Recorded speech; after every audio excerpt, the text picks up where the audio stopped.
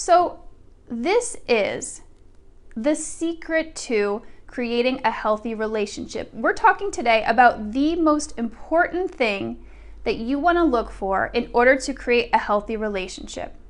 So whether you've had one toxic relationship or you've had a lot of them, this is the thing you want to look for. Are you guys ready for this? You excited? The number one thing you want to look for is stability over excitement. What do I mean by this?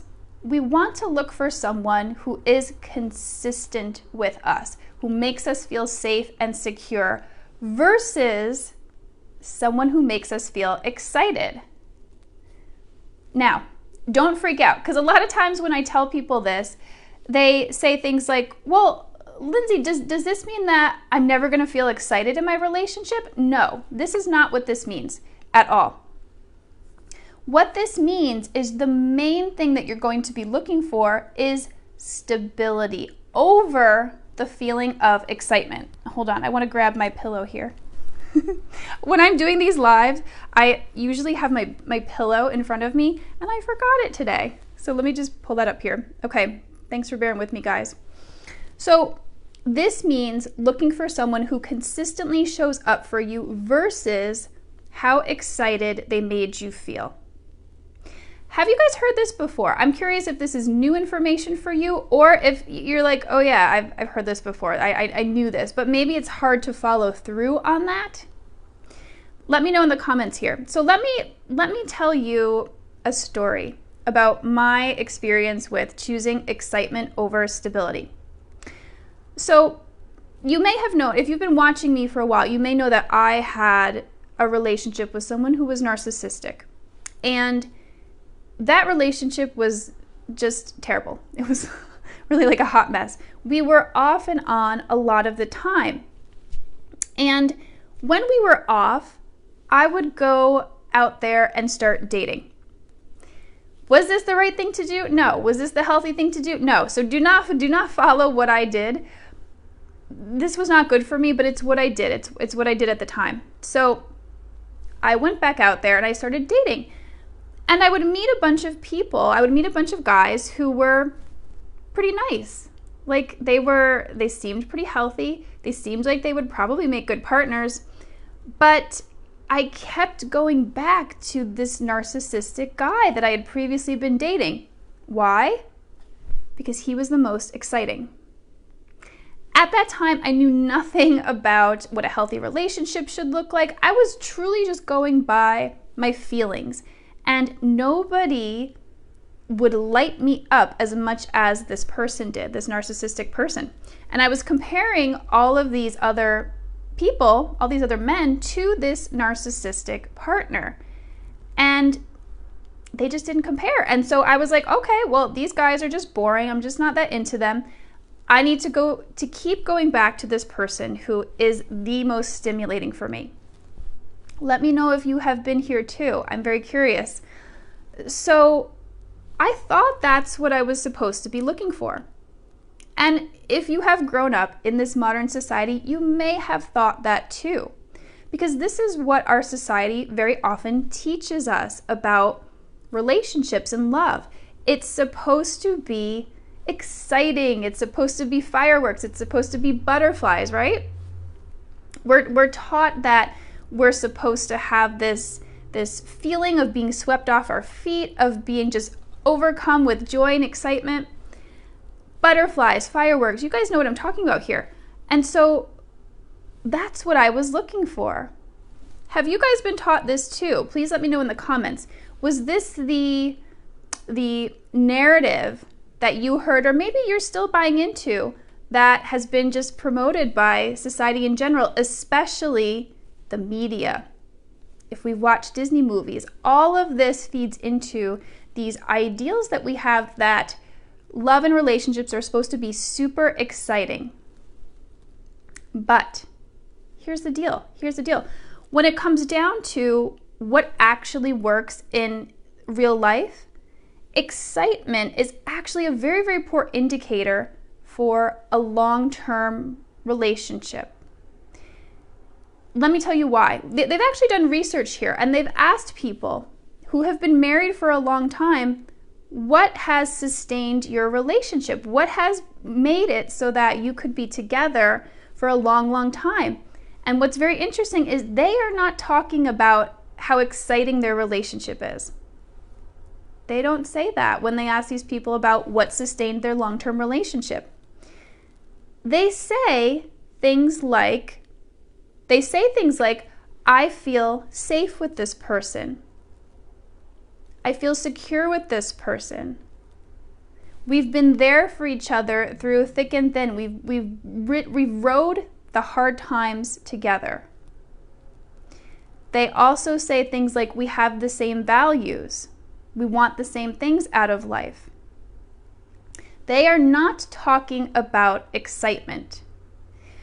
Because when we're talking about excitement is an emotion, and it's actually very short-lived. It's difficult to sustain long-term. So if you're in a relationship that's built just on the excitement that you feel for someone, that's actually not very much to go by. So is this making sense for you guys so far? Yeah, Alexis is saying, been there. Yeah.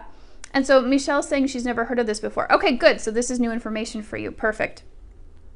Yeah, so very often we are led into romantic relationships by the excitement we feel, but in actuality, that excited feeling, it's just an emotion, and it's short-lived, and it's not enough to sustain a relationship long-term. So keep this in mind here as you're starting to think about what it takes to actually create a healthy relationship. The reason I'm talking about this today is because in order to break the cycle of toxic relationships, there have to be some mindset shifts that we go through. And this is the most important one. We got to bust through these myths that excitement and stimulation is the thing that we're supposed to be looking for in a partner if we want a long-term healthy relationship. It's not. It's not at all. So here's the thing too. A lot of times that excited feeling, that highly stimulated feeling, that can actually be a red flag. If you've had a lot of healthy relationships, that wouldn't necessarily be a red flag for you. But if you've had toxic relationships, it absolutely could be. What it often means, if you're feeling that excitement, that this is actually an indicator of toxicity. Why is this the case? They might feel super exciting to you, this other person, because they are familiar to you, but not in a good way, basically in all the wrong ways. They could be stimulating these feelings of familiarity because maybe you had a history of difficult relationships. Maybe your childhood was difficult. Maybe the experiences with your caregivers were challenging. And so this person fits that, sometimes I like to call it a wound mate scenario. They are pushing all your buttons, but not in a good way. They're basically pushing on all your wounds, and subconsciously we're like, oh my gosh, yes, this feels familiar. I know this feeling. Here's my chance to do it over and change the outcome of my past. Unfortunately, it doesn't work that way. So I'm curious, is this making sense for you guys so far? This was something that I struggled with for a long time because, yeah, I was highly stimulated by partners who were really not healthy for me. And it was a transition for me to go from these highly exciting relationships to a safe, secure relationship. And I'm going to talk a little bit about that transition in a moment here. Okay, Alexis is saying yes, awesome, okay. So, like I said, the feeling of excitement could actually be a red flag because it's stimulating these parts of your nervous system, because this really isn't a safe person to be with. Probably what you're feeling in the haze of all these emotions, you're probably feeling some attraction, you're probably feeling some lust, and you're probably also feeling some anxiety and fear. Because very often these highly exciting partners, they are not safe. They are not secure. And so it can be difficult to figure out what is the right feeling to go towards. And I talked about this in other videos, how we do want to look for security and stability. So I'm highlighting this specific thing today because it truly is the most important shift that you can make when it comes to your dating life and finding a healthy partner. So we want to look for stability. We want to look for safety. We want to look for someone who consistently shows up. Not the guy who shows up sometimes or sometimes calls you when he feels like it, but who sometimes ignores you. No, we want the person, the partner, who is consistent with their affection, their attention, and their energy. Who calls you every week or however frequently they call you. Who wants to see you every weekend. Who's consistently calling you to schedule dates. Who wants to keep seeing you. That's the person that would be a great partner for us. Not the most exciting person out there. Now, here's the other thing too. We don't want boring either. Because some people will come out of these highly toxic relationships and go for like the first person who feels safe and secure. Ask me how I know that. I did that too. That isn't good either. We want to find a happy medium here. That being said, it's going to feel a little bit boring when you've just come out of a toxic relationship and you've been on that emotional roller coaster. If you guys have been there, I think you know what I mean. Where the highs are incredibly high, but the lows are super low. So when you transition into a healthy relationship, it will in the beginning feel a little bit boring. So just understand the distinction here. We don't need to go for someone who is boring, but know that when we're coming out of a toxic relationship, a healthy relationship will feel a little bit boring in the beginning. Does this make sense so far? I hope that you guys are following along with me here. And actually, this is something that I might talk about in the future. The difference between a bored feeling and a boring person, because sometimes that can be a little bit difficult to tease out. Let me know if that's a topic you'd like me to talk about.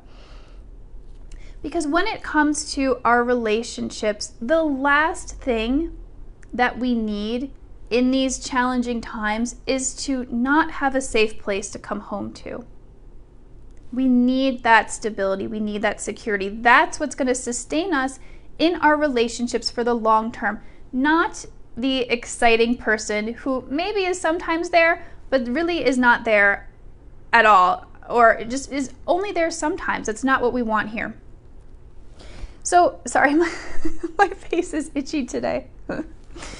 So, in a good relationship, there will be excitement. That's the thing here. This doesn't, like, sometimes when we are coming out of these places and we've had a lot of trauma, we've been through a lot of stuff, we can have this black and white thinking, like, well, it can only be exciting or it can only be boring.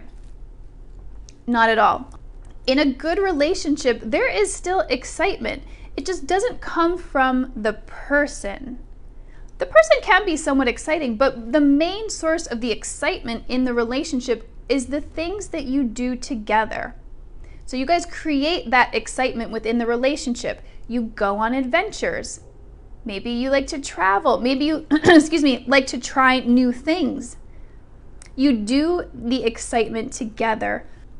It's not primarily generated by the person. So that's really the main distinction here. You don't want to go looking for excitement in a person, but you want to create it together within the relationship. And now this doesn't have to be like an extreme thing here. Maybe what's exciting for the two of you is like going to a new restaurant or trying something new. Maybe you guys like to go to like concerts together, and that's exciting for you. It doesn't have to be this big, huge, extravagant thing. So does this make sense so far? Let me know. And I see a comment here. Lucinda's asking, presumably we should still fancy the person from the start or after a short while. That is a great question. I've done a lot of videos on that, talking about the experience of dating after you're coming out of a toxic relationship. Very often, the feelings may not be there in the very beginning. I was actually talking about this with a client yesterday. She's just starting to go back out there dating again. And when you have been in toxic relationships, very often those those liking, those attraction feelings, they're instant. Like you see this person and pretty quickly you're like, oh wow, I'm really into this person. I'm really feeling the chemistry. I'm really feeling the excitement. This is it. And very often it's not. Very often it's a very unhealthy relationship. So when you're transitioning into a healthy relationship, those romantic feelings, they might not be there right away in the beginning. What actually happens, what's more likely to happen, is those feelings are going to develop over time. Because if we're used to those toxic relationships, those feelings are, like I said, pretty instant. They come right away. When we're transitioning into a healthy relationship, it's a bit slower. So what I tell people is, here's how you can tell if this is a person that you should continue to pursue. If you guys go out and you have a nice time, you enjoy yourself, that's a good sign. If you think that this person is objectively attractive, like here's how this looks. Like you might see this person and think, oh, I think they're cute. Yeah, they might not be my type, but I can see how other people would be attracted to them. They're cute. That's a sign that attraction can develop. And also, if you have the same values and you want the same things out of a relationship, those are the 3 things that I would say are good to look for when you're going back out there and dating. So you don't need to have instantaneous feelings, but keep seeing someone if those things are there. If you find this person objectively attractive, but you're not feeling that emotional stuff yet, those big feelings that you may have felt for someone who was more of a toxic relationship for you. So here's the thing. What keeps us drawn to these exciting people? Well, it's mostly subconscious stuff, and I say this from experience. So all of this emotional baggage that we're carrying around from our past, maybe, like I said, maybe we've had a difficult childhood, maybe we've had a lot of toxic relationships. This is the stuff that keeps us drawn to the exciting person, because a lot of times we're not completely emotionally available ourselves for that healthy relationship. I've talked about this in other videos, but I thought for a long time that I was so emotionally available. I thought I could just, because I could talk about my emotions. I felt my emotions. I thought that I was truly emotionally available, and I just happened to end up in all these relationships with people who were not. Well, upon some introspection, that was not actually the case. When I was confronted with a person who was healthy and who was available, it actually kind of freaked me out because I had not done that emotional healing work that was necessary for me to get to the point where I could have a healthy relationship. I'm curious if you guys have experienced this too. I'm telling you, you guys, I was so blinded, and this, not to be hard on myself here, this happens to so many of us, but I truly thought that I was pretty healthy and I was emotionally available. And I just happened to get so unlucky to keep meeting people who were not. It was quite a shock to see that, oh, actually, I was quite afraid to be with someone who was also available themselves. So, like I said, most often what holds us back from these healthy relationships are all of these subconscious blocks. It's the emotions that we're carrying around from our past that are making real intimacy seem scary, and actually in my case quite terrifying at times. And also the things that we believe about ourselves or about relationships, like that we're not good enough. I've talked about this before. It's called cognitive dissonance. If we consciously want a healthy relationship, but deep down we don't believe that we're good enough for it, it's actually going to feel like if we meet someone who really is into us, it's not going to make sense to our minds, and we're going to be like, oh no, like I don't like this person, and we're really just going to be repelled from that person. So it's so hugely important to do this subconscious work. That's what helps us break the cycle and be able to say no to these exciting people who aren't available, and to say yes to the people who are, who can actually really give us what we want and what we're looking for. Here's another thing too that could happen that makes it difficult for us to turn down the exciting partner and choose the healthy partner. We could still be hung up on our ex. I'm curious if this has been the case for you guys. So like I shared in my story with my narcissistic partner, I was still so hung up on him because I found him so exciting that I could not be open to a healthy relationship at that time. Yeah, Lisa's saying I completely understand that. I can relate. Yeah. Thank you, Lisa. I don't feel so alone. Thank you. So what often holds us back from that healthy relationship is, like I said, being hung up on an ex. And the people that we choose to be in relationships with are often very familiar to us. Like I talked about in the beginning, maybe they push the same buttons that our difficult caregiver did.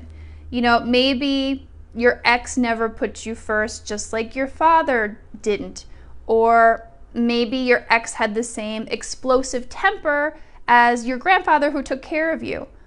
Maybe your previous partner wasn't physically present like your mother had been when you were a child.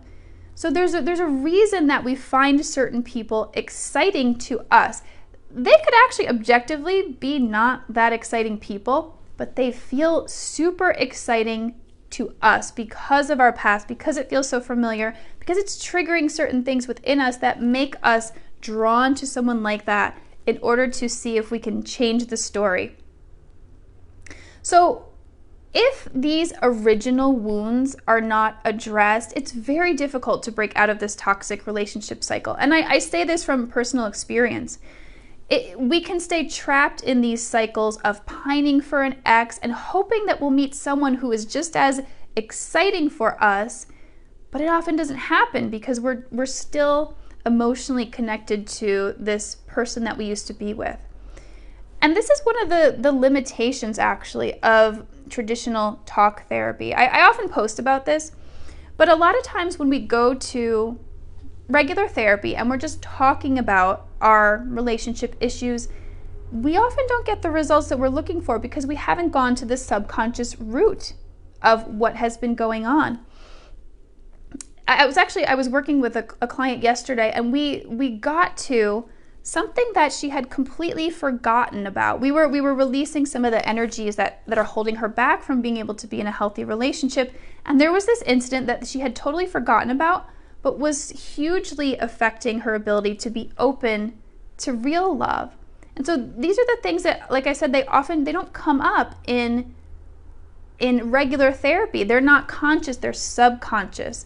So the work that I do helps us get to the subconscious root of these things, where basically the origin of these issues are. And without getting to the origin, you can't shift it. Truly, it's not possible.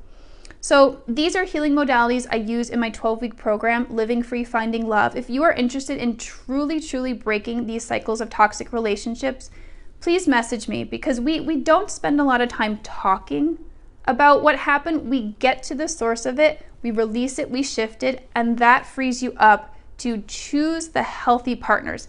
To not get to the point where someone who is healthy approaches you and you're so totally freaked out that you can't even enter that dating situation. Getting to the subconscious root helps you to choose the healthy partners. So let me see here. I see some comments. Yeah, Lisa's saying the cognitive dissonance. Exactly. Cassie's saying here, for so long I believed emotional availability was just not being hung up on an ex. Yeah. I didn't realize how unavailable I was, not only when pining over an ex, but also by not addressing my own unhealed wounds. Yeah, Cassie, you're speaking to my situation here as well. Yeah, that's what I thought too. I was like, well, for a time I thought, well, I'm not wanting to be with anyone else. I must be emotionally available. Nope, I was not. because someone else's vulnerability, someone else's emotional availability was scary to me. So yeah, thank you so much for sharing that.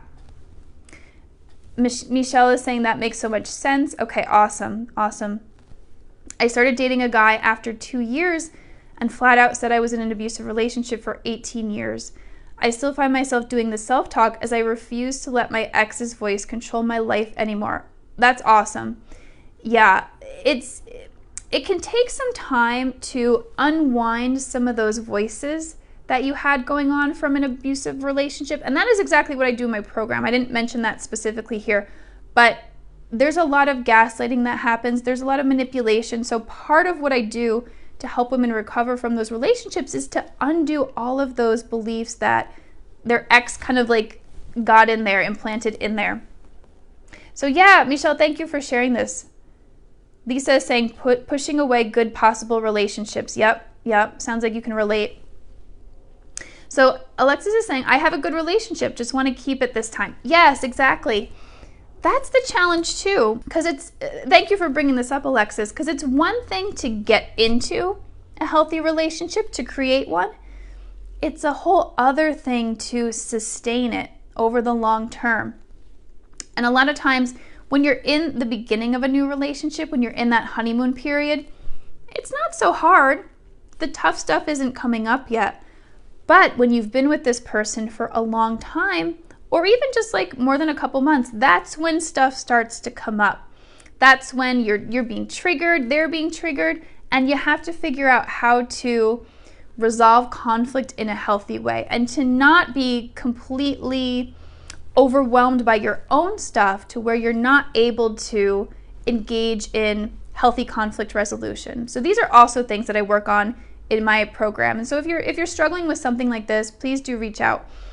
Because a lot of times there's so many triggers. Like, so here's an example. So I'm an energy healer. And sometimes when I feel into someone's energy, I can feel that there is this ball of energy that is just so fragile because of everything that's been going on from their past. And when someone pokes on it, like when you get triggered, because you will get triggered in a relationship, it's just going to happen, even if the relationship is very healthy. So when someone triggers it, that emotion just comes flooding through your system. And when the emotional intensity is so high, it's very, very difficult to speak calmly and to resolve conflict. So part of the work that I do is to unravel the layers of that emotional ball, and then it eventually opens up, and the intensity when you get triggered, it's either not there anymore or it's just so much lower that you can actually have a really good relationship. So yeah, thank you for bringing that up, Alexis. There's so much work involved in the journey from toxic relationships to healthy relationships, and that's why I do what I do, because it's not an easy journey, but it is so incredibly rewarding once you get there. Okay, guys, I think that was all that I wanted to mention. Oh, so here's just another thing too. If you're interested in working with me, if you've ever said to yourself, like, why can't I let go of my ex and move on? If you've ever asked yourself, like, will I ever heal? Or why is it taking so long? Is there something wrong with me? Or if you've ever said to yourself, if my ex approached me, I think I actually might go back with him, even though I know this relationship was not right for me. My program is designed specifically for you. You can feel better and move on from your ex much more quickly than you might have imagined. This does not have to take months and months or years. When I dive in there and use the modalities that I use and release the energies, it actually happens pretty quickly. It does not have to take forever. So my clients are then able to move on to healthy relationships. So if this sounds like something that would benefit you, please don't hesitate to reach out and we can chat and see if it would be a good fit. Okay, Cassie is saying, yeah, I'm experiencing that now. Yes. Cassie is someone who's worked with me in my program. She had great results here. I'm so much less triggered now that I'm in a healthy relationship. Oh, she said, thank you so much for the healing work you do. You're so welcome, Cassie. You're a testament to, if you dive in and do this work, it completely changes your life. You are able to have the healthy relationships that you want to, and you're not going to be afraid to let the good partners in who can give you the world, really, who can just show up and be that person that you've been wanting your toxic exes to be. They can never be that person, but you can find someone who can. So thank you guys so much for watching.